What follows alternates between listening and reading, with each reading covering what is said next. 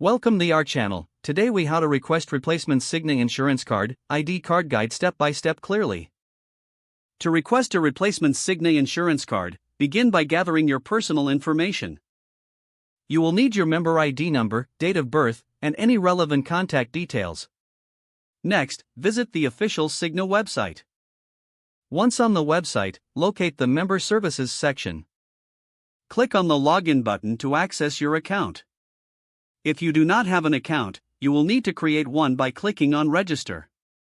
After logging in, look for the option that says Request a Replacement Card. Select this option to start the process.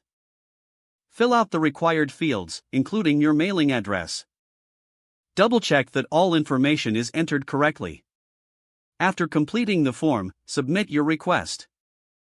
You should receive a confirmation that your request has been processed. If you prefer to request a card via phone, call the Cigna customer service number. Be prepared to provide the same personal information to the representative. They will guide you through the process of requesting your replacement card. After your request is submitted, it typically takes about 7 to 10 business days to receive your new card. Once received, make sure to verify that all your information is correct.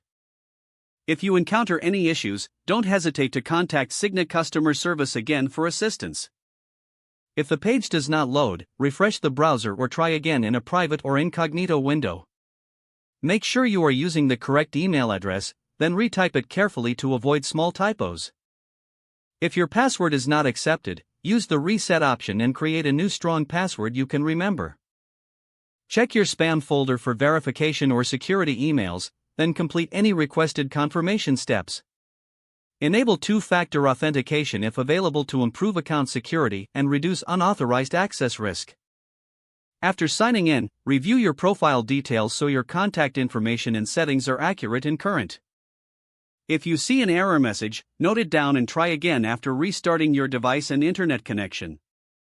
Log out when you finish, especially on shared devices, to keep your account and payment information secure.